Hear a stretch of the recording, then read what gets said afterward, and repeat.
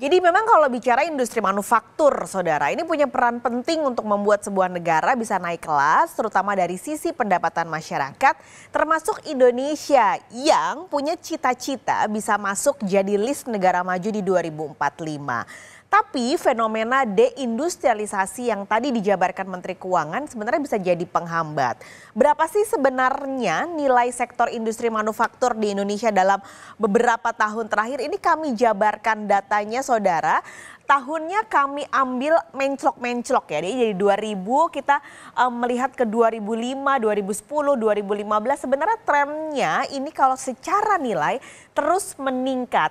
Hanya turun ketika di 2019 di 3.119 triliun, turun di 2020 karena kita tahu ini sedang terjadi pandemi sehingga nilai manufaktur di 2020 turun dibandingkan dengan 2019. Tapi Anda lihat secara nilai kalau di 2021 dan 2022 trennya sudah kembali meningkat meskipun memang secara rata-rata tidak sepesat ketika di tahun awal 2000-an. Sebenarnya kalau bicara tadi kalau Sri Mulyani bilang ada beberapa faktor gitu kenapa bisa terjadi deindustrialisasi. Pertama seperti berkembangnya sektor jasa. Lalu semakin banyak pabrik-pabrik ini menggunakan teknologi robot. Ada faktor lain sebenarnya dari terjadinya deindustrialisasi yang gak hanya terjadi di Indonesia tapi di negara-negara lain di dunia adalah karena kondisi ekonomi dunia ini serba tak pasti. Rupiah kalau di Indonesia rupiah melemah. Nah, ini akhirnya efeknya adalah membuat biaya produksi industri makin besar dan makin tinggi. Ini salah satu yang akhirnya menghambat dan membuat deindustrialisasi.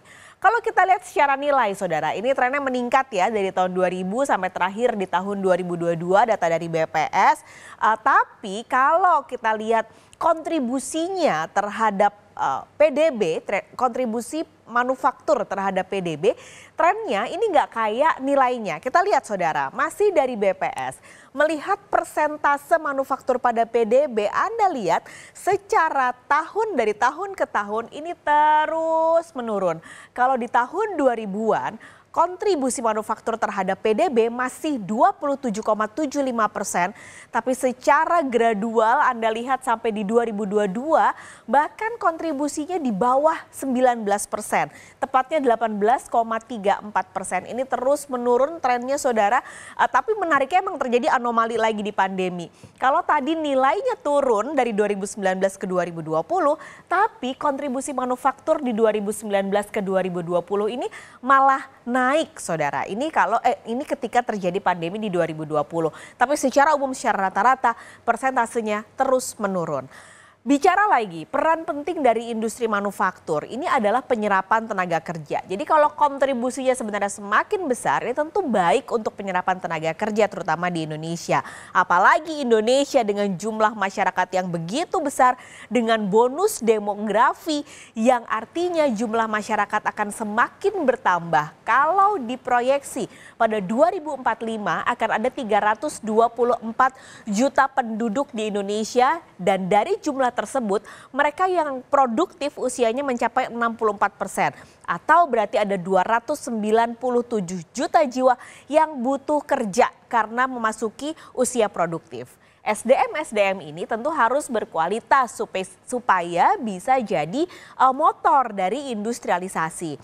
Tapi di saat yang sama, kalau sebenarnya industrinya meredup, maka ratusan juta jiwa produktif ini akan makin sulit cari kerja, saudara. Ini yang dikhawatirkan oleh pemerintah.